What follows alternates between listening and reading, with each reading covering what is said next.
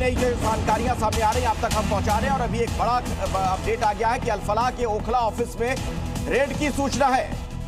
तो इस वक्त की बड़ी खबर आपको बता दें, अल-फलाह के ओखला ऑफिस में रेड की जानकारी मिल रही है। अल-फलाह यूनिवर्सिटी जिसकी भूमिका काफी संदिग्ध है क्योंकि जो आतंकी पकड़े गए हैं उनके कनेक्शन यहीं से सामने आए हैं। प्रमोद शर्मा हमारे सहयोगी इस खबर पर जुड़ गए हैं। प्रमोद, क्या और डिटेल्स मिल रही है इस रेड से जुड़ी हुई?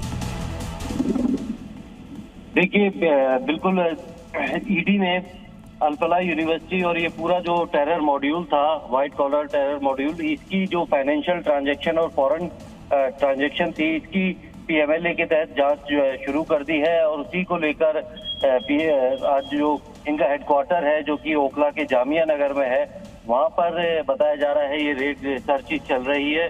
और पूरी जिस तरीके की जानकारियां ईडी को मिली थी कि जो एफआईआर क्राइम ब्रांच ने दर्ज की थी और उसमें कुछ वित्तीय अनियमितताएं थी, पैसों का जो है ट्रांजैक्शन और फंडिंग, या फिर स्टूडेंट्स को जो है चीट करके जो पैसा लिया गया था, उस पैसे को कहां पर उसकी लॉन्ड्रिंग की गई थी, यानी कि उस पैसे को कैसे घुमाया गया था, ये चीज जानने के लिए ईडी की टीम जो है वो सर्च कर रही है अल-फलाह यूनिवर्सिटी के हेडक्वार्टर में, क्योंकि ईडी को ये शक है कि कहीं ना कहीं ये पूरा जो टेरर नेटवर्क है उसका हेडक्वार्टर अल-फलाह यूनिवर्सिटी बन रही थी और पैसे जो फॉरेन फंडिंग हुई थी उसके कहीं तार जो है यहाँ पर ना जुड़े हों, और इसीलिए कहीं ना कहीं देश की सारी तमाम बड़ी एजेंसी। ठीक है, मैं दोबारा प्रमोद आपके पास लौटूंगा। अभी एक और बड़ी खबर दर्शकों को बता दें, इसी धमाके से जुड़ा एक बड़ा अपडेट है।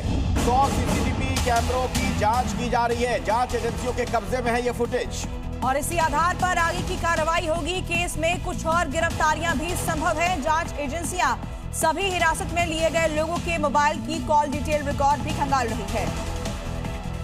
जी न्यूज पर लगातार ये बड़ी कवरेज आप देख रहे हैं, हमारे कई सहयोगी आपको नजर आ रहे हैं जो हर खबर आप तक पहुंचा रहे हैं विश्लेषण के साथ। और ब्रजेश, आपसे थोड़ा समझना चाहूंगा, ये जो खबर आ रही है कि कई सीसीटीवी कैमरों के फुटेज लिए गए हैं, उस पर कुछ अपडेट, कुछ जानकारी वहां से अगर निकलकर सामने आ रही हो?